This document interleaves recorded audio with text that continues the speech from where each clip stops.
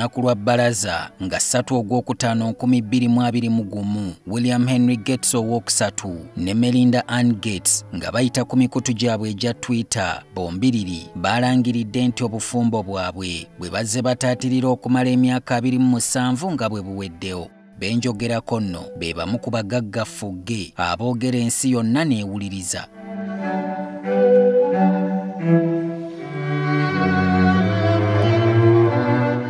Bill Gates ye mutandisi wa kampuni ezimba software wa kompyuta emanyiddwa nga Microsoft era nga mu mwaka gwa 2000 ye ne mukyala we Melinda batandikawo ekitongole ekijuna bannakunkunye edda kye batuuma Gates and Melinda Foundation.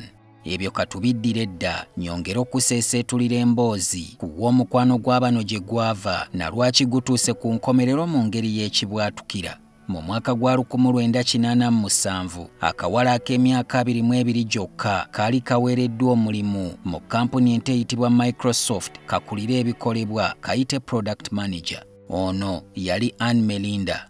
Nga bw'eri enkola ya kampuni ennene ziyite corporate companies buli mwaka nga guggwako bategekayo akabaga akakulisa abakozi baabwe n'okubazzaamu amaanyi okwongera okukola emirimu.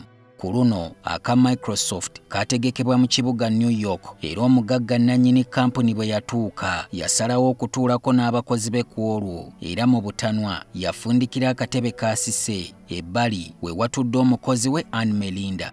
Emboozi Gates ye yagitandiikiriza ng'ayagala amanyi oba omukozi w'ono yali awulirira emirembe mu kuweereza Microsoft.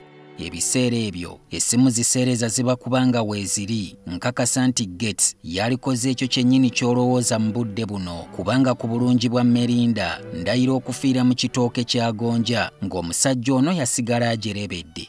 Ng'omukulu bw'abeera okuva olwo Gates bwe yajjanga ku mulimu yalambulanga nnyo ekitongole mwana muwala kyakulira era mpola mpola batandika okukwatagana naye nga tewali akakasa nti oba ddala banaafundikira bombi.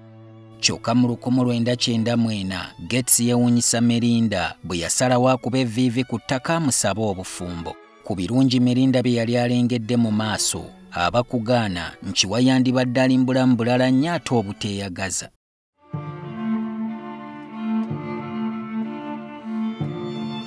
Omwaka ogwo gwennyini Gates yakuba mukazi w'embaga makeke ku mukolo ogwali makunalinga entanda okuli ekibya Lanai mu ssaza lya Hawaii. Mu kiseera ekyo Bill Gates yali aweze egy'obukulu 38. Ensonga ezaaviiriddeko bano okwawukana ababisomera mu bbaasa bagamba nti nnyingiko era nga bamaze emyaka egiwerako ng'ababiri tebakyabeera nga mwami na mukyala. Mu bingi ebyogeddwa kye tusobodde okuzuulamu amakulu bya nfuna. Butya bagamba nti ensonga teri nti omukyala tafuna mu bugagga bwa bba wabula engeri gye yatandiikiriza okwagala okumwesalako mu kintu kyabwe kye baatandika ababiri mu mwaka gwa 2000 ezze yeeraliikiriza Melinda. Teweerabira nti ne mu 2010 Gates yeegatta ne naggagga munne Warren Buffett okutandika kye baatuumawo The Giving Pledge nga kumpi buli byomera mu nsi yonna alina okuwaayo ekitundutundu ku bugagga bwe kigende mu buyambi eri abateesobola. Kigambibwa nti mu nteekateeka eno newankubadde obugagga bwa Melinda yekka bubalirirwamu obuwumbi bwa $7 za Amerika 7 yakubibwa ekikono ekintu ekyatandika okumuweereza ebiyinza okujja mu maaso. Abamanyi ebyenfuna wano basobola okututangaaza kino kye kitegeeza.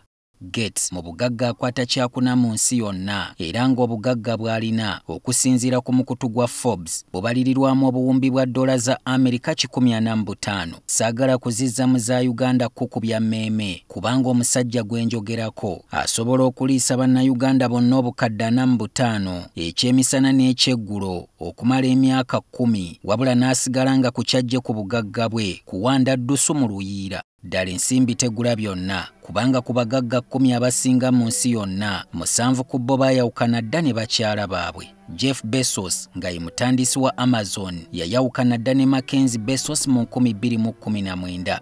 Bernard Arnault nga musajja mu Faransa eyatandika kampuni ya LVMH ekola engoye ez'omulembe yateŋŋana ne kabiite we Helena Masia mu 2010. Elon Musk omusajja akulira kampuni ya SpaceX ng'eno ezimba bizungirizi naye takyamanyi bifa ku kabiite we Justin Wilson okuva lwe baayawukana mu mwaka gwa 2020.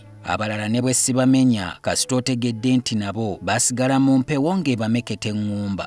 Mu mboozi yaffe eneddako ngenda kukunyumiza engeri Bill Gates gye yajja okufuukamu omugagga byandaala atuuke ne kussa eriwa ebiragiro ne gavumenti yennyini eya Amerika n'ebigondera nga ne ku Yunivasite ya Harvard kitaawe gye yali amututte okusoma teyawezaayo yadde omwaka. Nze Solomon Kaweesa.